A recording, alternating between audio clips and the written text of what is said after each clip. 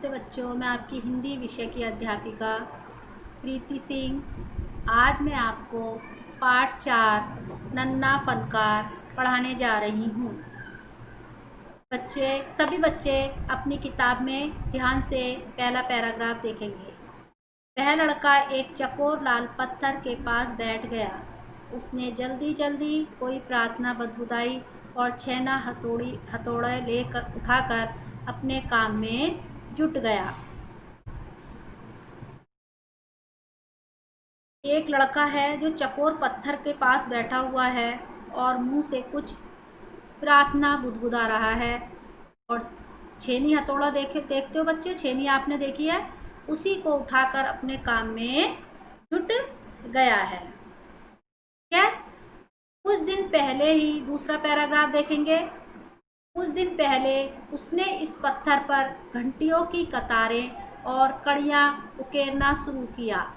लड़के ने एक अध बनी अधूरी घंटी पर छेनी की नेक टिकाई और सावधानी पूर्वक हथौड़े से घंटी पर नक्काशी करने में जुट गया। तो बच्चों, कुछ दिन पहले ही जो बच्चा था वो जो है घंटियों की लाइनें लगाकर पत्थर की घंटियां बनाने का बच्चा काम कर रहा है। और पत्थरों की घंटी पर कतारें माने होता है बच्चों लाइनें, और उकेरना कड़ियां होती हैं बच्चों, आपने देखी है कड़ियां, जैसे चैन में कोई कड़ियां होती हैं, ऐसी घंटी में कड़ियां लगी हुई हैं। उन्हें उकेरने यानी पत्थर लकड़ी पर कुछ आकृति बनाना, जैसे पत्थर पर या लकड़ी आदि पर कुछ भी आकृति बनाना, उसे हम उकेरना कहते हैं। तो बच्चा जो था वो पत्थर की घंटियां बना रहा है और कुछ दिन पहले ही वह घंटियों की लाइनों की जो कड़ियां हैं उसमें क्या कर रहा है, उस पर कुछ बनाना शुरू कर रहा है। लड़के ने एक अधूरी सी घंटी पर छेनी की नोक टिकाई और सावधानी पूर्वक हथौड़े से घंटी पर नक्काशी करने में जुट गया।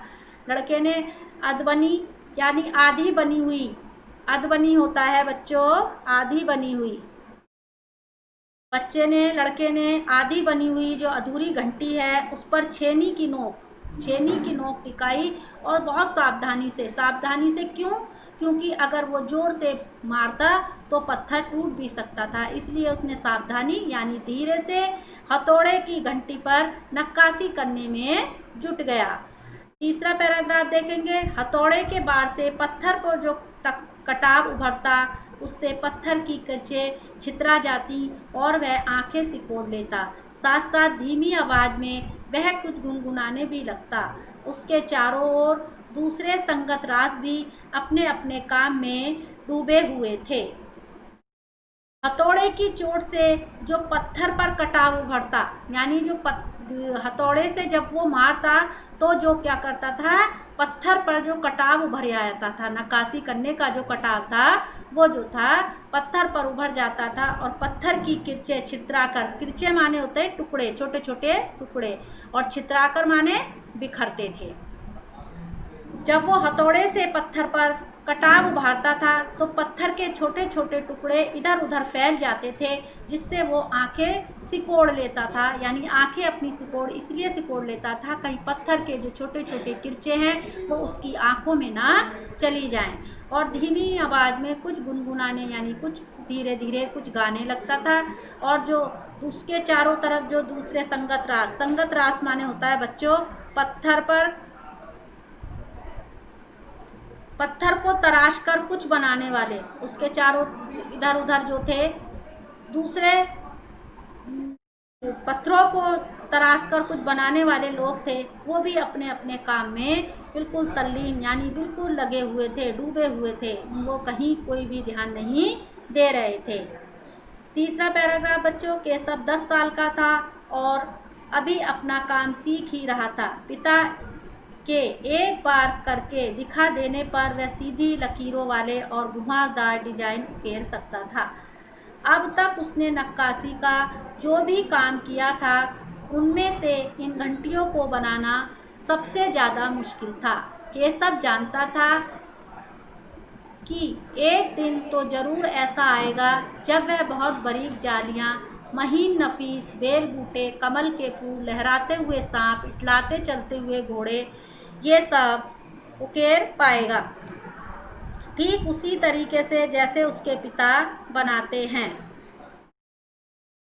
ये सब 10 साल का बच्चा है और काम ही सीख रहा है। वो उसके पिता, वह अपने जो पिता को काम करते हुए एक ही बार देख लेता है और अपने पिता का जो के काम को एक ही बार करते हुए देखता है, और उसके बाद सीधी लकीरों के और घुमावदार डिजाइन जो है उकेरना, भी बताया था बच्चों। उकेरना क्या होता है? पत्थर और लकड़ी पर कुछ बनाना, यानी वो जो डिजाइन देखता था वो ही बना लेता था।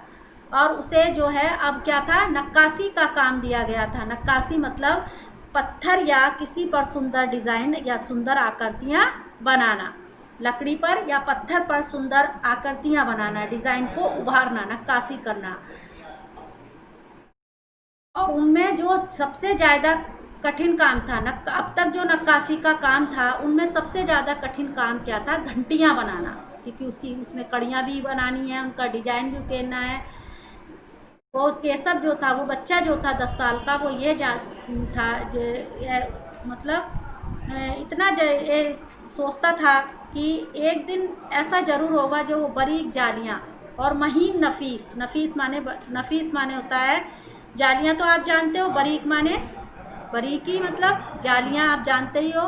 महीन माने बारीक, और नफीस माने होता है बच्चों बढ़िया, सुंदर, मतलब सुंदर बारीक जालियाँ और बेल बूटे, कमल के फूल, लहराते हुए सांप और इठलाकर चलते हुए घोड़े, इन सब के डिजाइन जो है वो पत्थर पर उभार देगा, यानी बना देगा, ठीक उसी प्रकार जैसे उसके पिताजी करते हैं।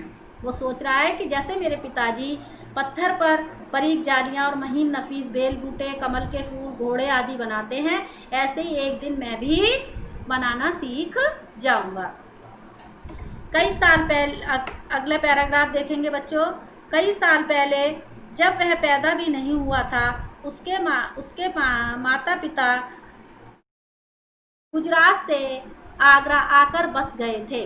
बादशाह अकबर उस वक्त आगरे का किला बनवा रहे थे और केशव के पिता भी को यही काम मिल गया।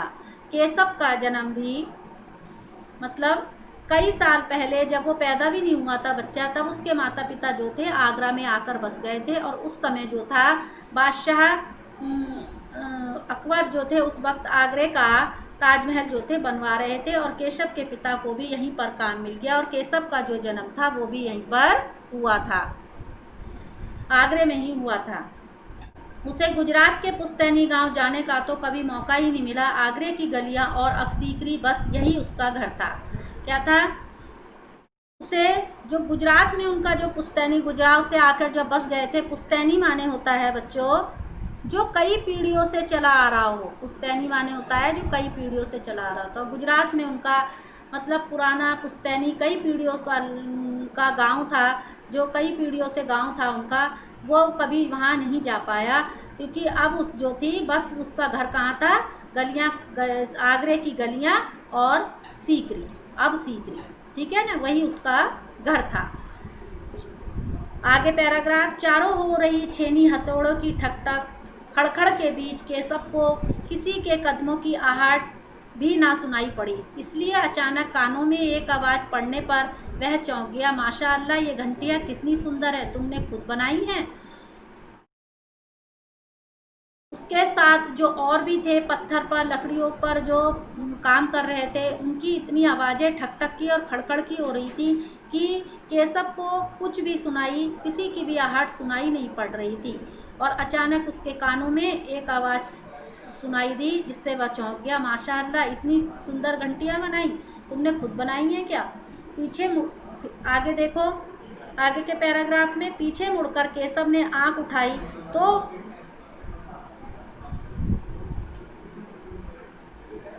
पीछे मुड़कर केशव ने आंख उठाई तो उसे एक आदमी दिखा। बेशक मैंने ही ये घंटियां बनाई हैं, क्या मैं आपको पत्थर पर नक्काशी करता नजर नहीं आ रहा? देखते नहीं, मैं ही पत्थर को तराश रहा हूँ, केशव ने बड़ी तलख्खी से जवाब दिया। केशव ने पीछे मुड़कर देखा, आंख उठाई तो एक आदमी उसको दिखाई दिया।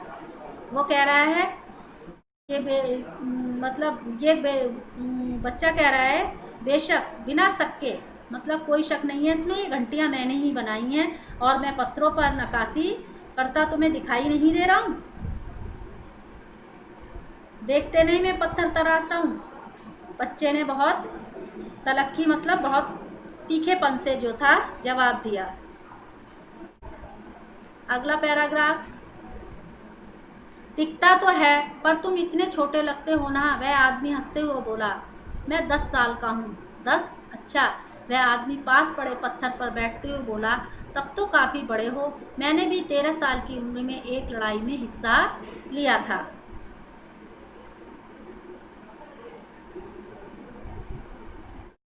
कह रहा है दिखता तो है, तुम इतने छोटे लगते हो ना। जो आदमी था उसने बहुत हंसकर कहा कि तुम इतने छोटे लगते हो। तो उसने कहा कि मैं जो हूँ 10 साल का हूँ। तो उस आदमी ने कहा, अब जो पास में पड़ा पत्थर था उस पर बैठ गया और बोला, तब तो तुम काफ़ी बड़े हो। मैं तो 13 साल की उम्र में, जब मेरी उम्र 13 साल की थी तो मैंने एक लड़ाई में हिस्सा लिया था। अब केशव उस आदमी को अच्छी तरह देख पा रहा था। उसकी उम्र रही होगी 30 से ऊपर, कद मजोला था। वह सफ़ेद अंगरखा और पजामा पहने हुए था। उसके लंबे बाल गहरे लाल रंग की पगड़ी में अच्छी तरीके से ढके हुए थे।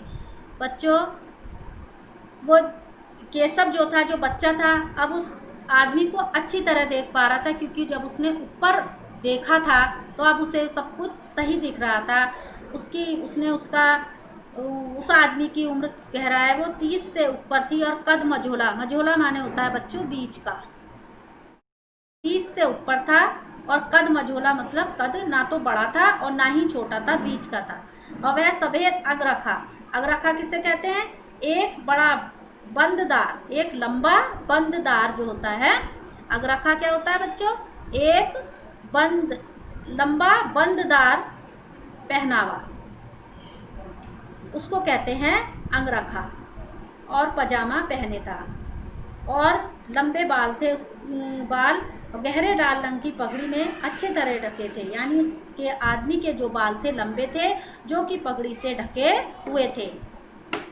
आगे का पैराग्राफ बच्चों, लगता था कोई बड़ा आदमी है। केशव ने उस आदमी के गले में पड़े बड़ी मोतियों की माला, बड़ी मोतियों की माला और अंगुलियों की अंगूठियों को देखते हुए सोचा, तीखी नाक, बड़ी बड़ी होंठों को ढकते हुए नीचे की तरफ आती घनी मूछें। केशव उस आदमी के व्यक्तित्व का मुआयना कर ही रहा था कि तभी उस आदमी ने एक नक्काशी की तरफ इशारा करते हुए कहा, इस लड़ी में अभी काफ़ी काम बाकी है। इससे पहले कि केशव कोई जवाब देता, उसने किसी, यानी कि जो आदमी था वो देखने में ऐसा लग रहा था कि बहुत बड़ा आदमी है। उसके गले में बड़ी बड़ी मोतियों की माला और उंगलियों में अंगूठियाँ जो थी वो बता रही थी कि ये बहुत बड़ा आदमी है। तीखी नाक मतलब लंबी अच्छी नाक थी, बड़ी बड़ी आंखें थी और होंठों को जो था मूँछों ने ढक रखा था, जो नीचे की तरफ थी। केशव उस आदमी के व्यक्तित्व का मुआयना ही कर रहा था। जो केशव बच्चा था उस आदमी के चरित्र का मुआयना, मतलब क्या होता है बच्चों? अच्छी तरीके से देखना।